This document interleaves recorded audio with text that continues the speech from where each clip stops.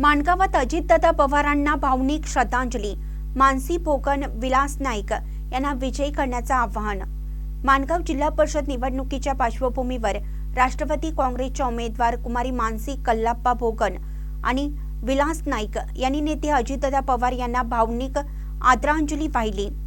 अजितदादांनी आयुष्यभर जपलेला विकासाचा ध्यास, जनतेशी ठेवलेली नाळ आणि प्रामाणिक अभ्यासू नेतृत्वाची परंपरा ही केवळ आठवण नसून पुढील राजकीय वाटचालीची दिशा असल्याचं त्यांनी सांगितलं।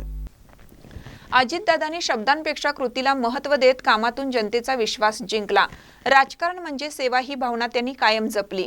आज त्यांना खरी श्रद्धांजली द्यायची असेल तर ती केवळ भावना व्यक्त करून नव्हे तर मतदानातून द्यावी लागेल, असं आवाहन यावेळी करण्यात आलं। माणगाव गट जिल्हा परिषदेसाठी उभी असलेली उमेदवार कुमारी मानसी कल्लाप्पा भोगन आणि विलास नाईक हे अजितदादांच्या विचारांची, विकास दृष्टीची आणि प्रामाणिक नेतृत्वाच्या परंपरेची पुढची पायरी असल्याचंही यावेळी नमूद करण्यात आलं। घड्याळ हे केवळ निवडणूक चिन्ह नसून ते विकासाची वेळ, प्रामाणिकपणाची ओळख आणि जनतेच्या विश्वासाचा वारसा आहे।